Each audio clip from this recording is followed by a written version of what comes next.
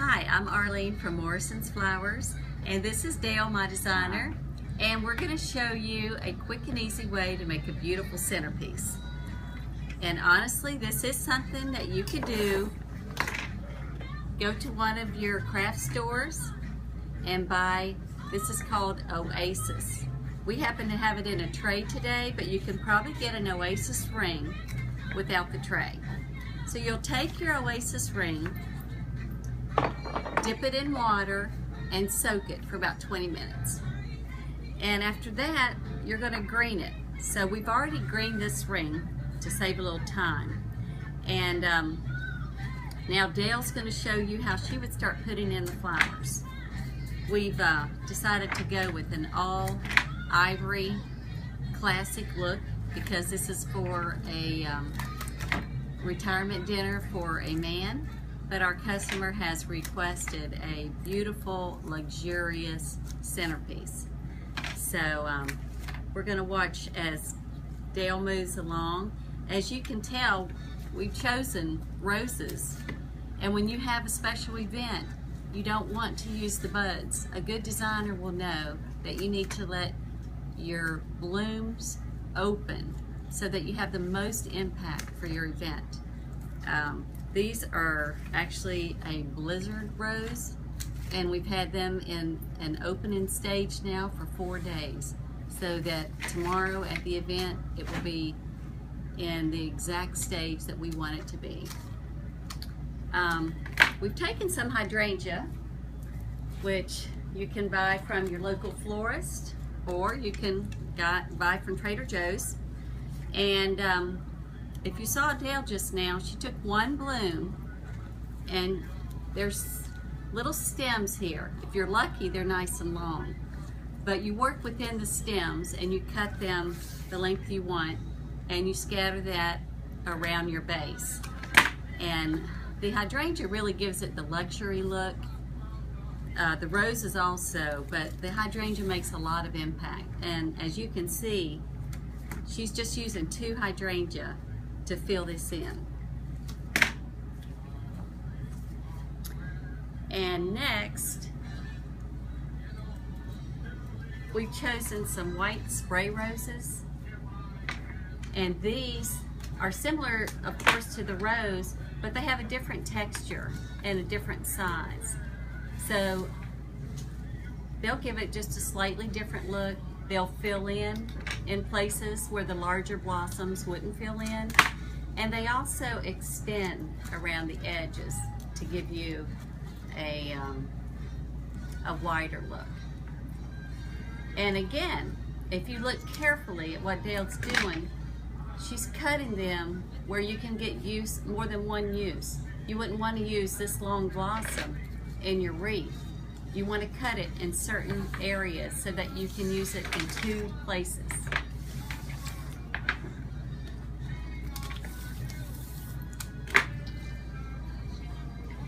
Now, our next flower, we've chosen this beautiful white alstroemeria, and it's also called Peruvian lilies, but sometimes it has nice long stems. And if you'll watch Dale, she's actually using each stem to make the greatest impact.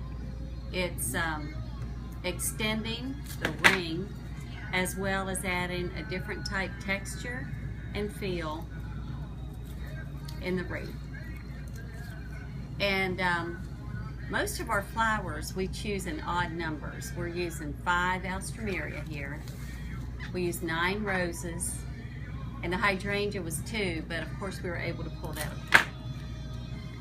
So we like, as a designer, using the odd numbers because it gives a little more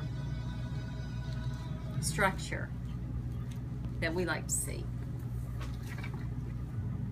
Now, some other flowers that we will use in it,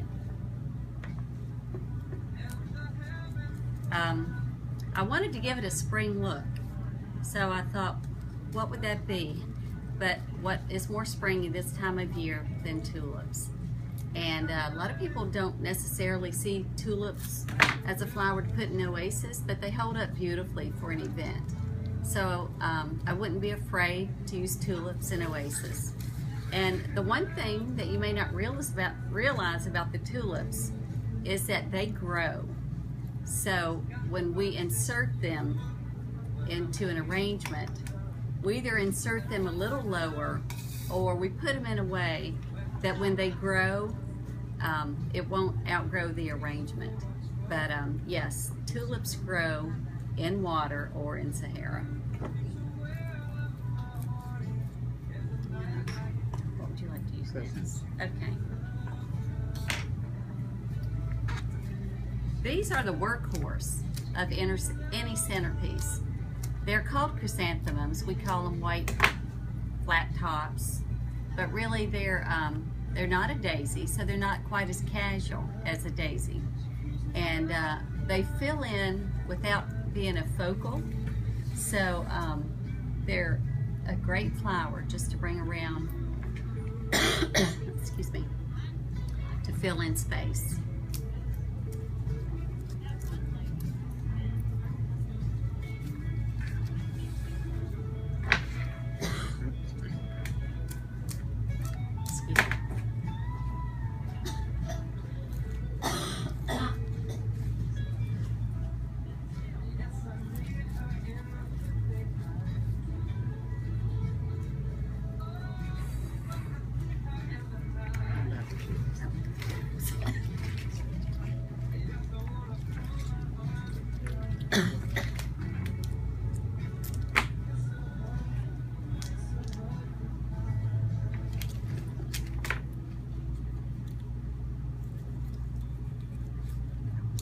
Too short.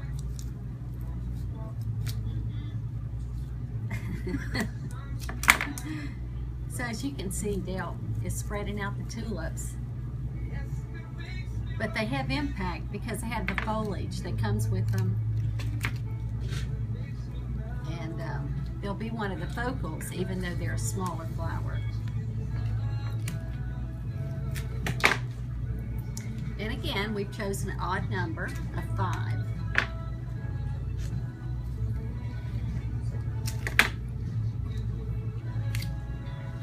One of our favorite fillers,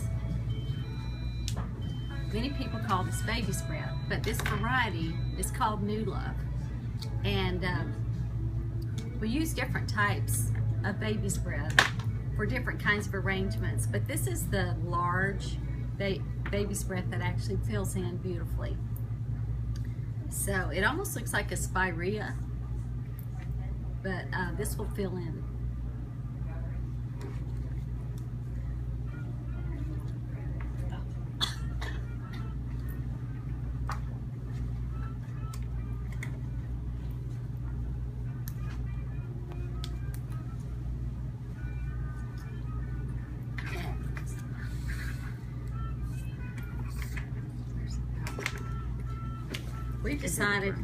We've decided to give this a modern look, and we're going to weave some grass through the arrangement.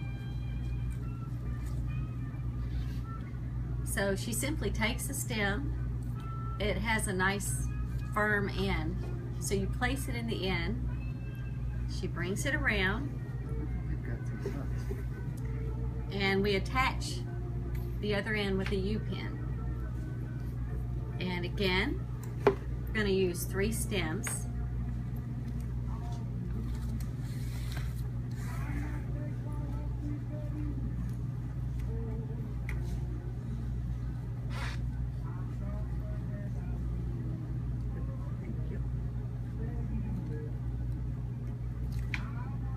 But you can see that kind of gives it movement, and we love the grass to use it in that way.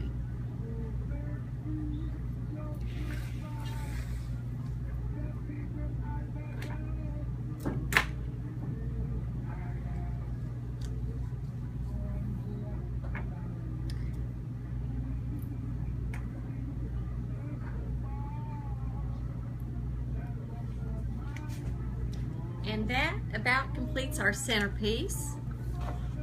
This is a completed one. And I think this will look fantastic on the black cloth that our customer will use at the resort. And we're sure she's going to fall in love with it. Thanks for watching, and good luck with making your own fabulous centerpiece.